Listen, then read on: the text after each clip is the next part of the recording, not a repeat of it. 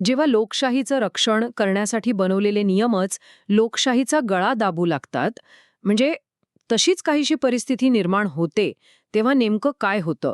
आज आपण अशाच एका अजब घटनेचं सखोल विश्लेषण करणार आहोत. बरोबर.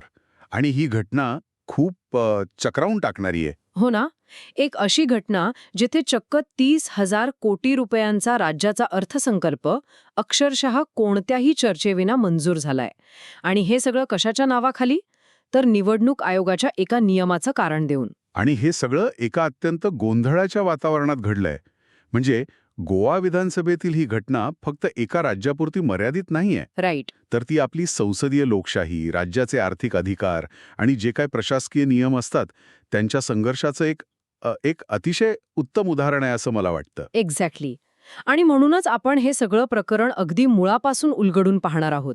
आजच्या या सखोल विश्लेषणाचा मुख्य उद्देश हाच आहे की गोवा अर्थसंकल्प 2026-27च्या मंजुरी दरम्यान विधानसभेत नेमकं काय प्रकार घडला हे अत्यंत सोप्या भाषेत समजून घेणं. हं, आज आपल्याकडे जे स्रोत आहेत, म्हणजे विधानसभा अधिवेशनाचे अधिकृत नोंदी, बातम्यांचे अहवाल आणि काही राजकीय विश्लेषणाचे लेख, या सगळ्याचा आधार घेऊन आपण तो वरवर दिसणारा राजकीय गदारोळ थोडा बाजूला ठेवूया आणि खरी वस्तुस्थिती समोर आणूया. नक्कीच. कारण विषय सुरुवातीला थोडा किचकट आणि कायद्याच्या चौकटीतला वाटू शकतो. हो, तसा तो वाटतो सुरुवातीला. पण पण तो आतून किती रंजक आहे हे आपण जसे पुढे जाऊ तसं नक्कीच उलगडेल. म्हणजे याकडे फक्त राजकीय चष्म्यातून बघून चालणार नाही. राज्याची तिजोरी आणि ती वापरण्याचे अधिकार कोणाकडे असतात ह्या व्यापक दृष्टिकोनातून पाहिलं तर अनेक महत्वाचे धागेदोरे सापडतात. हा खरा संघर्ष आर्थिक सार्वभौमत्व आणि लोकशाहीतील चर्चा यांच्यातल्या ओढाताणीचा आहे. अगदी बरोबर.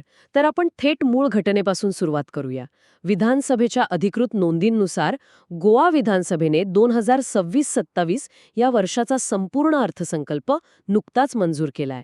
आणि ही रक्कम छोटी नाहीये, तब्बल 30,194 कोटी रुपये. हो, आणि फक्त अर्थसंकल्पच नाही तर त्यासोबत विनियोजन विधेयक, ज्याला आपण इंग्रजीत ॲप्रोप्रिएशन बिल म्हणतो, ते देखील मंजूर करण्यात आलंय. आता हे विनियोजन विधेयक म्हणजे नक्की काय, हा प्रश्न साहजिकच पडू शकतो. हो. तर आपण हे एका साध्या दैनंदिन उदाहरणाने समजून घेऊया. हं. समजा अर्थसंकल्प म्हणजे पुढच्या महिन्याला आपण काय खर्च करणार आहोत याची फक्त एक कागदावर काढलेली यादी आहे. राईट. पण हे जे विनियोजन विधेयक आहे ना, ते म्हणजे बँकेने दिलेलं एटीएम कार्ड आणि त्याचा पिन नंबर आहे. छान उदाहरण आहे. हो ना, म्हणजे जोपर्यंत हे कार्ड आणि पिन मिळत नाही तोपर्यंत ती खर्चाची यादी कितीही छान असली तरी प्रत्यक्ष तिजोरीतून 1 रुपयाही काढता येत नाही. बरोबर. अगदी समर्पक आहे, कारण भारतीय राज्यघटनेनुसार अर्थसंकल्प हा केवळ एक आर्थिक प्रस्ताव असतो. सरकार त्यात फक्त सांगतं की त्यांना अमुक विभागांवर इतके पैसे खर्च करायचे आहेत. हां, पण घटनेच्या अनुच्छेद 204 नुसार विधानसभेच्या कायदेशीर मंजुरीशिवाय सरकारला राज्याच्या संचित निधीतून म्हणजेच कन्सॉलिडेटेड फंडातून थेट पैसे काढण्याचा अधिकार नसतो. अच्छा, म्हणजे हे विधेयक पास झालं की त्यांना ती चावी मिळते. एक्झॅक्टली. जेव्हा हे विनियोजन विधेयक बहुमताने मंजूर होतं तेव्हाच सरकारला ती राज्याची तिजोरी उघडण्याची कायदेशीर चावी मिळते. म्हणजे आता या मंजुरीचा थेट अर्थ असा आहे की गोवा राज्य सरकारकडे या संपूर्ण वर्षासाठी कारभार चालवण्याचे पूर्ण आर्थिक अधिकार आलेत. पगार देणं असो, रस्ते बांधणं असो, आता सरकारला खर्चासाठी कोणतीही अडचण उरलेली नाही. बरोबर. कायदेशीरदृष्ट्या आता त्यांना 2026-27 या वर्षासाठी खर्चाची कोणतीही अडचण राहिलेली नाही. पण पण इथेच एक मोठा विरोधाभास निर्माण होतो.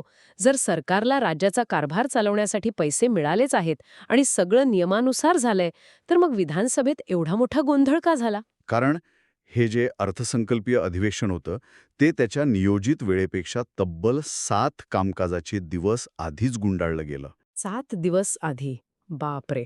हो, आणि 7 दिवस आधी अधिवेशन संपवणं ही संसदीय कामकाजाच्या दृष्टीने एक अतिशय मोठी आणि असामान्य घटना मानली जाते.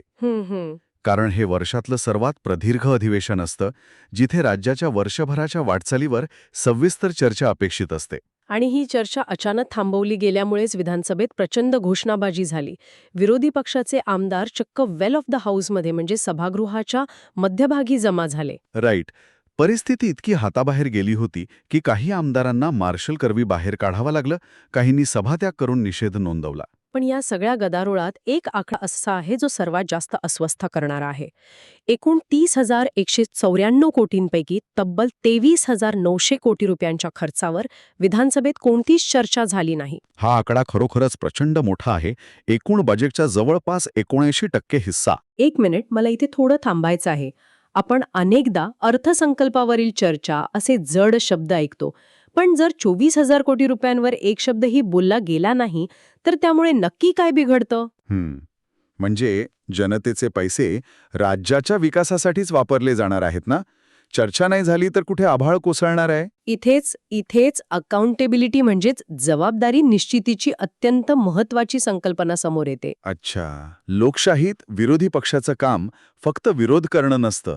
सरकारच्या खर्चावर बारीक लक्ष ठेवणं हे त्यांचं काम असतं. गोवा हे आकाराने छोटे राज्य आहे. हो, अगदीच छोटं. अशा राज्यासाठी 24,000 कोटी रुपये ही अत्यंत मोठी आणि भविष्य ठरवणारी रक्कम असते.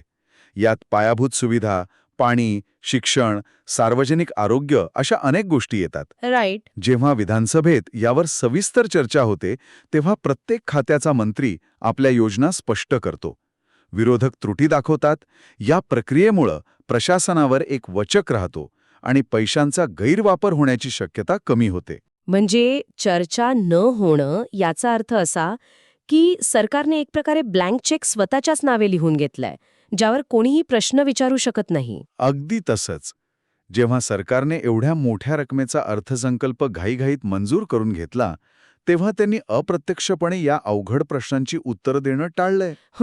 लोकप्रतिनिधींचा तो मूलभूत अधिकार डावलला गेला अशी विरोधी पक्षाची भावना झाली आणि त्यामुळेच तो अभूतपूर्व संताप पाहायला मिळाला. हे समजण्यासारखं आहे की विरोधक इतके संतप्त का होते. पण जर सरकारला माहीत होतं की यामुळे एवढा गदारोळ होईल तरी त्यांनी अशी घाई का केली? यामागे खरोखरच काही तांत्रिक कारणं होती का? हो, सरकारने या निर्णयाचं समर्थन करताना एक स्पष्ट तांत्रिक कारण दिलं होतं.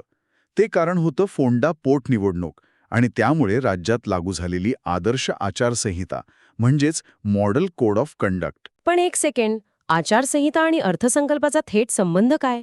जर निवडणूक आयोगाचे नियम लागू आहेत तर बजेट पास करण्यापासून कोणी थांबवलं होतं का? मुख्यमंत्र्यांचा युक्तिवाद असा होता की जेव्हा अर्थसंकल्पावर सविस्तर चर्चा होते तेव्हा आमदारांच्या प्रश्नांना उत्तरे देताना मंत्र्यांना काही आश्वासने द्यावी लागतात. अच्छा, जसं की आम्ही या भागात नवीन पूल बांधू किंवा अमुक योजनेसाठी निधी देऊ. एक्झॅक्टली. पण जेव्हा आचारसंहिता लागू असते तेव्हा मतदारांना थेट प्रभावित करू शकणारी कोणतीही नवीन आश्वासनं देणं हा निवडणूक नियमांचा स्पष्ट भंग ठरू शकतो. अरे च्छा. हो, निवडणूक आयोग नोटीस पाठवू शकतो. त्यामुळे आचारसंहितेचा भंग टाळण्यासाठी आत्ता अर्थसंकल्प मंजूर करून घेणं आणि निवडणुका पार पडल्यानंतर त्यावर सविस्तर चर्चा करणं हा सुरक्षित मार्ग होता असं सरकारचं म्हणणं होतं. पण इथेच खरी गोम आहे. जर आचारसंहितेमुळे चर्चा करण्यात खरोखरच एवढी मोठी अडचण येत होती तर त्यासाठी राज्यघटनेत आधीपासूनच एक वेगळी तरतूद आहे ना? बरोबर. इथे आपण पूर्ण अर्थसंकल्प विरुद्ध लेखानुदान, ज्याला वोट ऑन अकाउंट म्हणतात, या फरकाकडे येतो. हे आपण एका सोप्या परिचयाच्या उदाहरणाने सांगूया. समजा एखाद्या कुटुंबाला वर्षभराचं रेशन एकदाच भरून ठेवायचं आहे. त्यासाठी कुटुंबातल्या सर्वांशी चर्चा करावी लागते. काय लागेल, बजेट काय असेल, याला वेळ लागतो. आणि हे म्हणजे पूर्ण अर्थसंकल्प. राईट. पण समजा घरात रेशन संपले आणि पुढच्या आठवड्यात पगार होणार आहे. अशा वेळी महिनाभराची मोठी खरेदी न करता फक्त पुढचे काही दिवस पुरेल एवढंच छोटं पॅकेट पटकन आणलं जातं. एक्झॅक्टली. हे छोटं पॅकेट म्हणजे लेखानुदान किंवा वोट ऑन अकाउंट. हे उदाहरण अगदी योग्य आहे.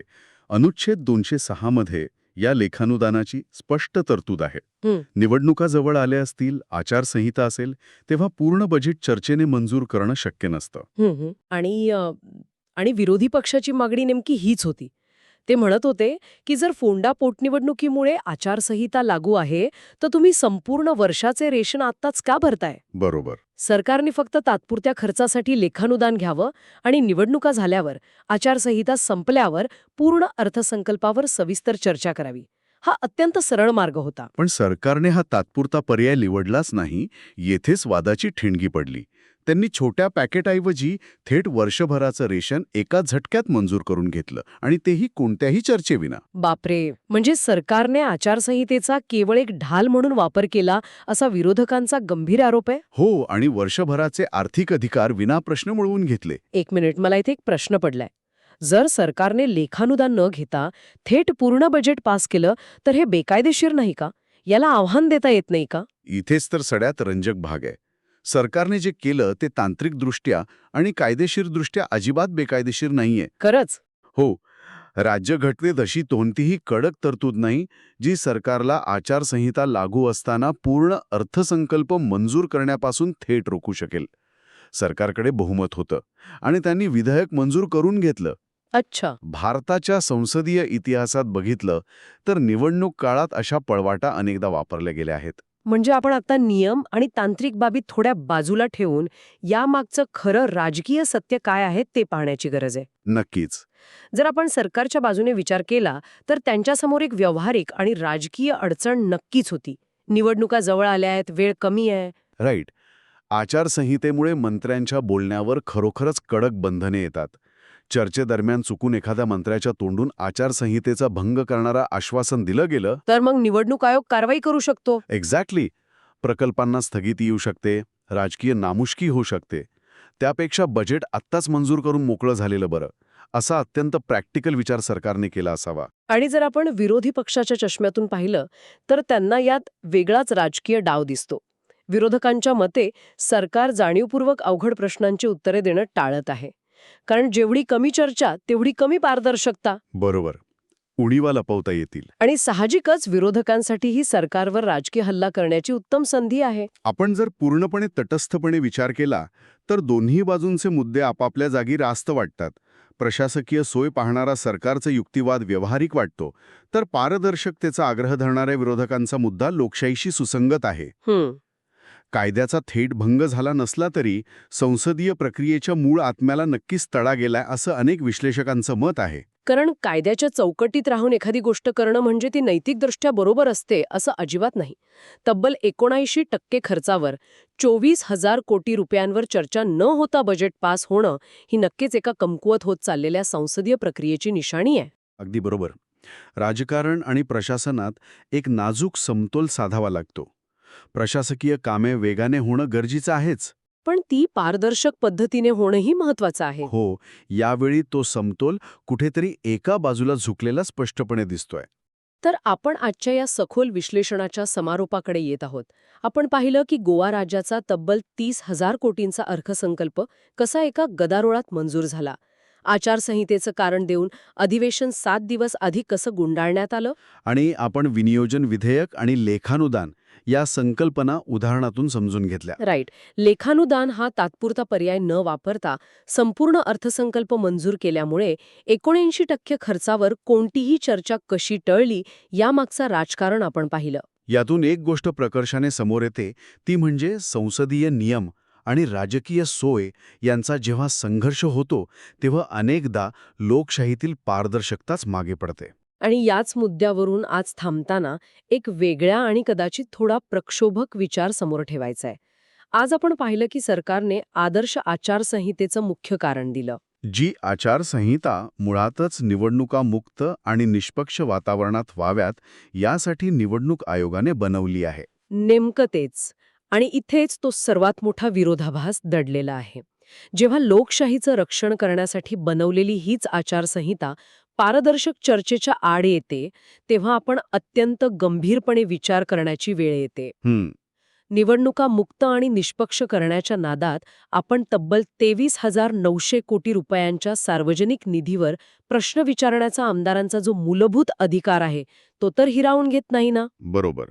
खऱ्या अर्थाने लोकशाहीत काय जास्त महत्वाचं आहे, पारदर्शकता आणि जबाबदारी की केवळ प्रशासकीय आणि राजकीय सोय? हा असा प्रश्न आहे जो कोणत्याही नियमांच्या पुस्तकात सहज सुटणार नाही, पण ज्यावर प्रत्येक सजग नागरिकाने सातत्याने विचार करणं अत्यंत गरजेचं आहे.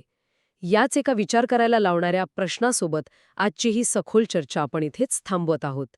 यावर नक्की विचार करा.